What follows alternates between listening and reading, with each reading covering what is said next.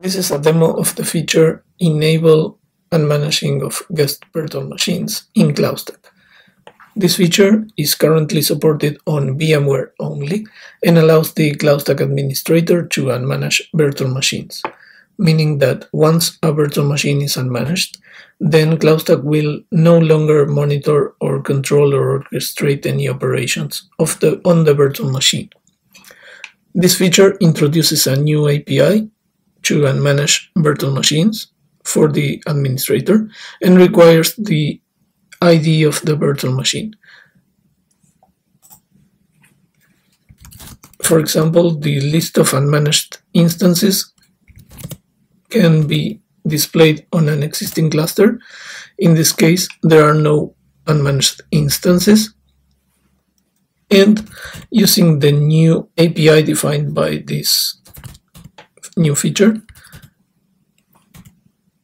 the administrator can unmanage a VM by only passing the ID of the virtual machine,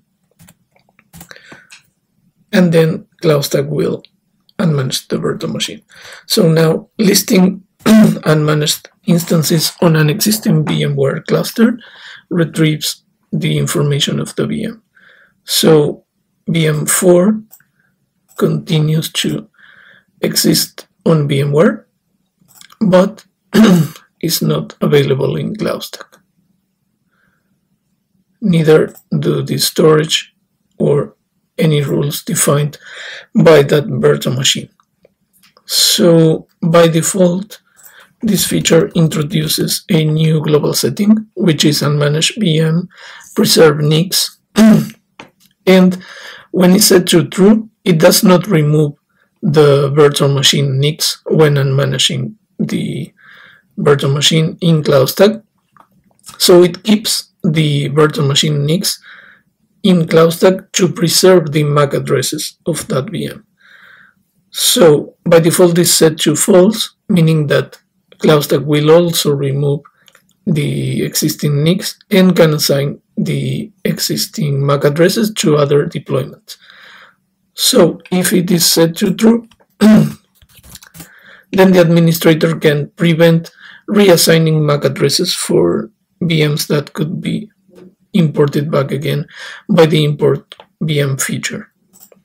So for example, there is a VM on this environment which is on this network, and the VM is assigned to this IP address, and there are also some port forwarding rules defined for that VM. So now once that the administrator unmanages that VM, as CloudStack needs to stop controlling and monitoring the virtual machine, the port forwarding rule is gone.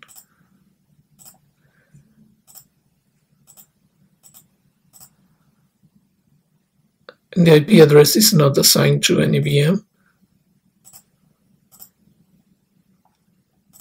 And the virtual machine is no longer available, nor the storage or NICs. Sorry, NICs are preserved because the preserve NIC global setting was set to true. In this case, if we list the unmanaged instances, we will also see the VM9, which we will like to import back. So now, using the import VM feature, which was already existing since CloudStack version 4.14, we will try to import back the VM with name I29. We will try so using the VM import feature, which was already existing in CloudStack version 4.14, we will try to re-import the VM to the CloudStack environment. So if we now try to import it back, as we have defined the global setting preserve NICs to true, CloudStack will find a conflicting MAC address and will refuse importing the VM. As we see in the response, it fails to import the VM because there is a existing MAC address reserved already. So this feature also makes a refactor on the import VM feature and introduces a new parameter which is forced. It is a Boolean parameter. So in this case, the administrator can make the